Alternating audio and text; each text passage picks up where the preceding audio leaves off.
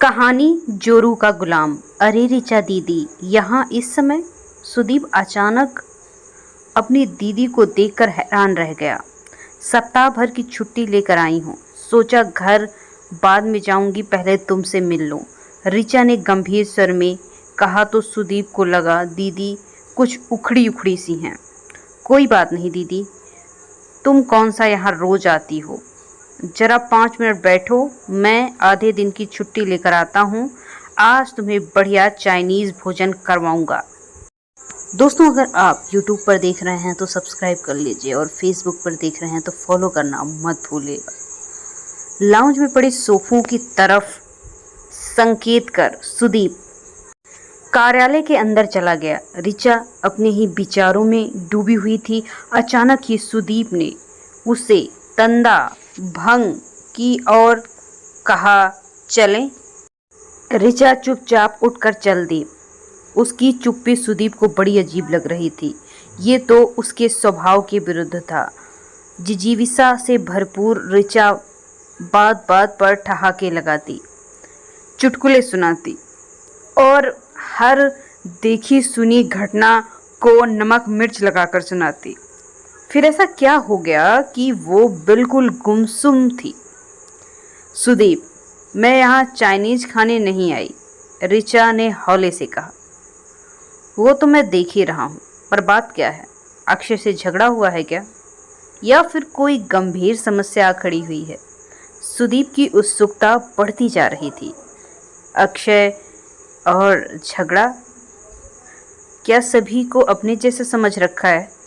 पता है अक्षय मेरा और अपनी माँ का कितना ख्याल रखता है, और माँ जी उनके व्यवहार से तो मुझे कभी लगा ही नहीं कि मैं उनकी बेटी नहीं हूँ। ऋचा बोली, सब जानता हूँ।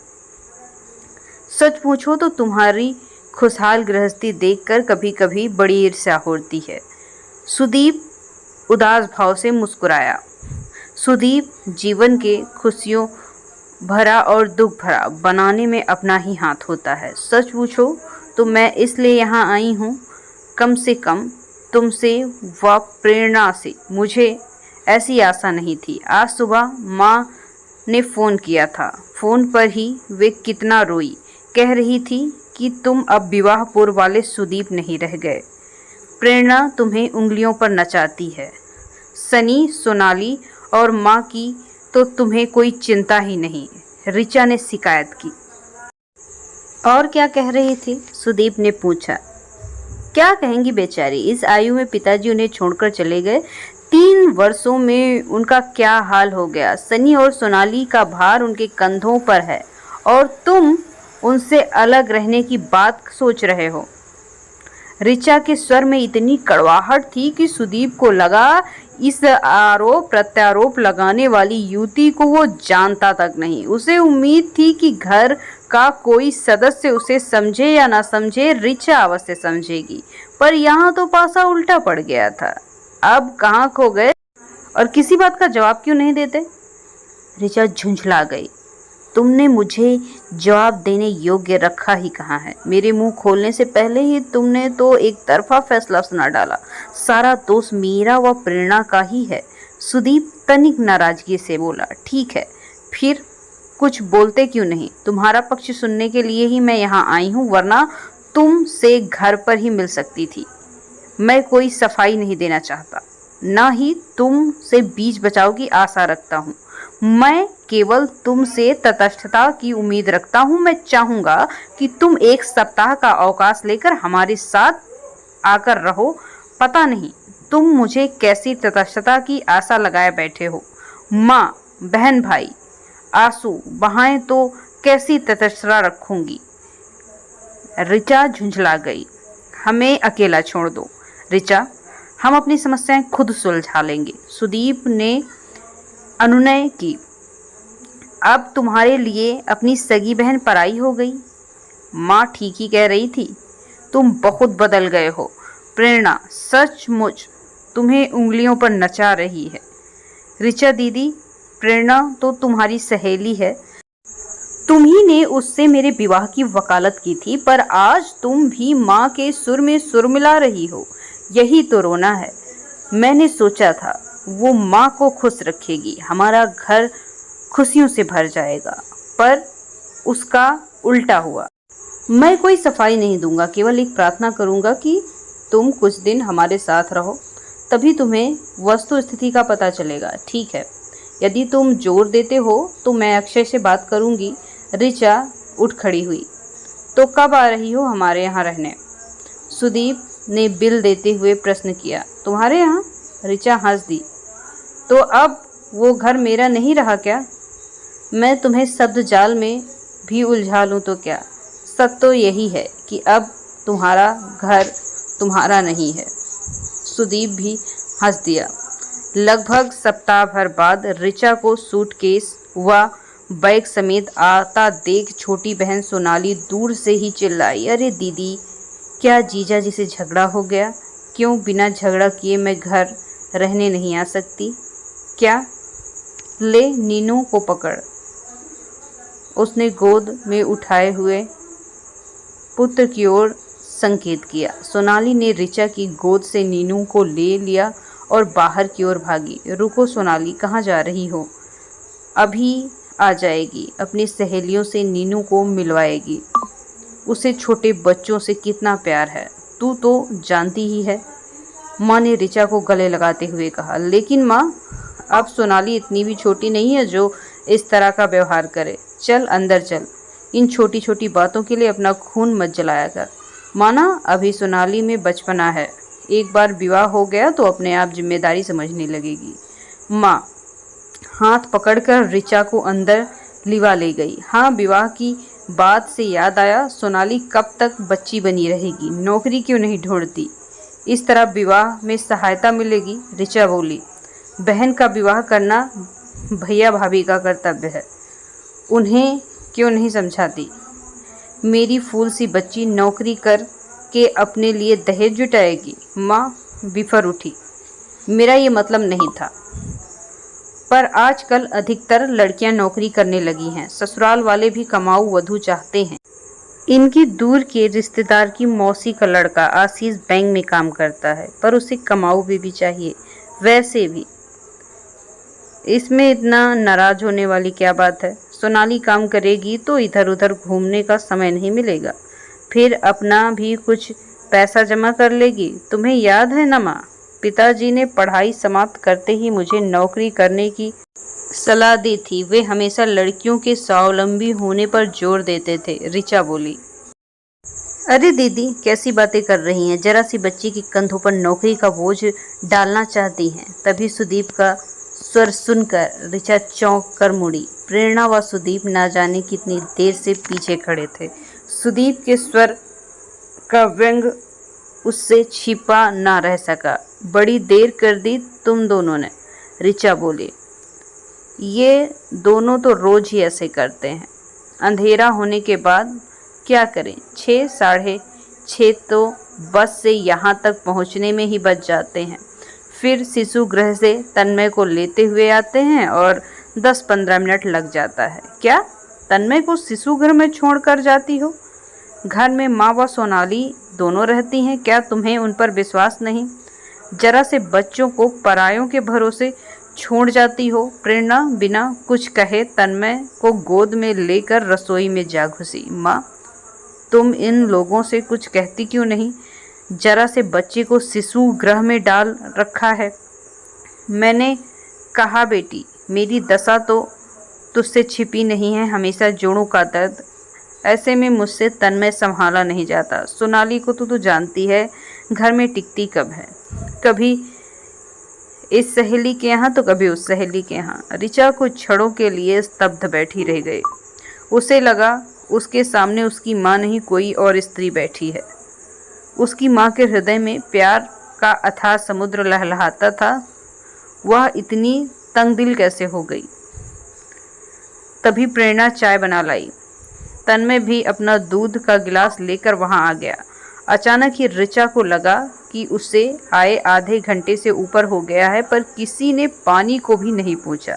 शायद सब प्रेरणा की प्रतीक्षा कर रहे थे। सोनाली तो नीनू को लेकर ऐसी अदृश्य हुई कि अभी तक घर नहीं लौटी। झटपट चाय पीकर प्रेरणा फिर रसोई में जा जुटी थी।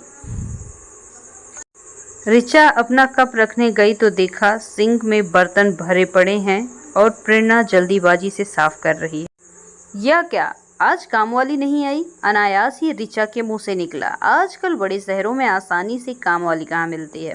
ऊपर से माँ जी को किसी का काम पसंद भी तो नहीं आता। सुबह तो समय रहता ही नहीं, इसलिए सब कुछ शाम को निपटाना पड़ता है। अच्छा, ये बता कि आज क्या पकेगा? मैं भोजन का प्रबंध करती हूँ, ऋचा ने कहा। फ्रिज में देख लो, सब्जियाँ रखी हैं, जो खाना है बना लेंगे। क्या कहूँ प्रेरणा, लगता है मेरे आने से तेरा काम बढ़ गया। कैसी बातें कर रही है? सुदीप की बहन होने के साथ तू मेरी प्यारी सहेली भी है, ये कैसे भूल गई पगली? इतने दिनों बाद तुझे मेरी याद आई है तो मुझे बुरा लगेगा। अनजाने ही प्रेरणा की आंखें छलछलाई। फ्रिज से सब्जियां निकालकर काटने के लिए ऋचा की माँ पास बैठ गई। अरे ये क्या, 4 दिनों के लिए मेरी बेटी मायके से क्या गई, तुरंत ही सब्जियां पकड़ा दी। माँ का पारा 7वें आसमान पर पहुंच गया। ओ माँ, किसी ने पकड़ाई नहीं, मैं खुद सब्जियां लेकर आई हूँ। खाली ही तो बैठी थी, बात करते हुए कट जाएंगी। ऋचा की बात पूरी नहीं हुई, सुदीप ने आकर उसके हाथ से थाली ले ली और कुर्सी खींचकर वहीं बैठकर सब्जियां काटने लगा।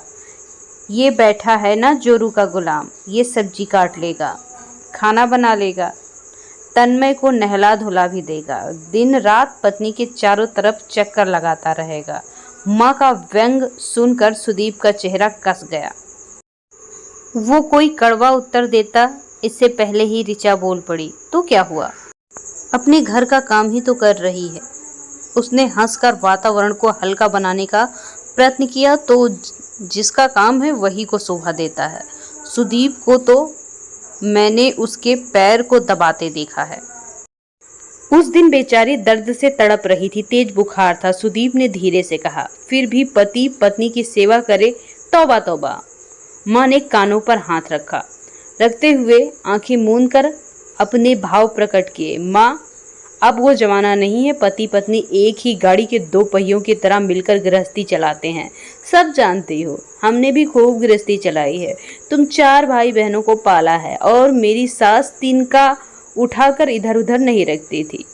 इसमें बुराई क्या है? अक्षय की माँ तो घर व हमारा खूब ख्याल रखती है। ठीक है, रखती होगी, पर मुझसे नहीं होता। पहले अपनी गृहस्थी में खटकते रहे, अब बेटे की गृहस्थी में कोल्हू के बैल की तरह जुड़े रहें। हमें भी घूमने फिरने सैर सपाटे के लिए कुछ समय चाहिए कि नहीं? पर नहीं, बहू रानी का दिमाग 7वें आसमान पर रहता है। नौकरी जो करती हैं रानी जी, माँ ने बुरा सा मुंह बनाते हुए कहा। यदि नौकरी करने वाली लड़की पसंद नहीं थी तो विवाह से पहले आपने पहली शर्त यही क्यों रखी थी? ऋचा ने अपनी माँ को समझाना चाहा। इस में हमारा ही दोष है। अरे क्या तेरी भाभी भी नौकरी करती है? आजकल तो सभी लड़कियां नौकरी करती हैं, साथ ही घर भी संभालती हैं। माँ भला कब हार मानने वाली थी। ऋचा चुप रह गई। उसे लगा माँ को कुछ भी समझाना असंभव है। दूसरे दिन सुबह ही ऋचा भी तैयार हो गई तो प्रेरणा के आश्चर्य की सीमा न रही। ये क्या, आज ही जा रही हो? सोचती हूँ तुम लोगों के साथ ही निकल जाऊंगी, फिर कल से ऑफिस चली जाऊंगी। क्यों व्यर्थ में छुट्टी बर्बाद करूं? सोनाली के विवाह में तो छुट्टियां लेनी पड़ेंगी। ये बोली, तुम कहो तो मैं 2 दिन की छुट्टियां ले लूं। आई हो, रुक जाओ। नहीं, अगली बार 3-4 दिन की छुट्टियां होंगी तभी आऊंगी। इस तरह तुम्हें भी छुट्टियां नहीं लेनी पड़ेगी। बेचारी 1 दिन के लिए आई, लेकिन मेरी बेटी काम में जुटी रही। रुक कर भी क्या करे, जब यहाँ भी स्वयं ही पका कर खाना हो तो। माँ ऋचा को इतनी जल्दी जाते देख अपना ही रोना रो रही थी। अब जो होना है सो हो गया। मैं आई थी सुदीप व प्रेरणा को समझाने, पर किस मुंह से समझाऊं? प्रेम व सद्भाव की ताली क्या भला एक हाथ से बचती है? ऋचा बोली। अच्छा दीदी। सुदीप ने बस से उतरकर उसके पैर छुए। प्रेरणा पहले ही उतर गई थी।